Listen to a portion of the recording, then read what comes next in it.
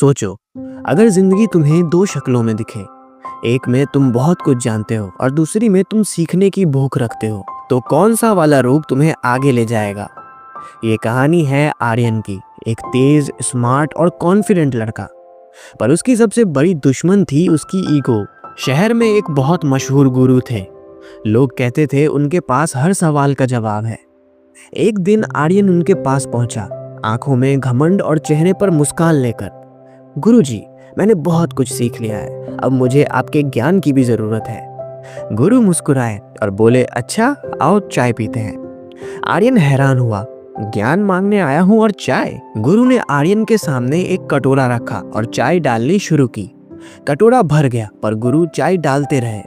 चाय बहने लगी, टेबल गीली, फर्श गीला, सब कुछ गीला हो गया। आर्यन घबरा कर बोला, अरे अरे बस, कटोरा भर गया है। गुरु शांत स्वर में बोले, बिल्कुल तुम्हारी तरह। जो कटोरा भरा हो उसमें कुछ नया नहीं डाला जा सकता, और जो इंसान खुद को ज्ञानवान समझ ले वो कभी सच्चा ज्ञान नहीं पा सकता। आर्यन के चेहरे का घमंड पिघलने लगा। उस पल उसे एहसास हुआ वो आईक्यू से नहीं बल्कि ईगो से चल रहा था। वो सीखना चाहता था पर सुनता नहीं था, वो समझना चाहता था पर मानता नहीं था। आर्यन की आंखें नम हो गई।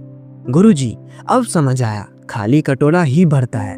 गुरु ने मुस्कुरा कर कहा, शाबाश, आज तुमने पहला कदम रखा है, अब तुम सीख सकते हो।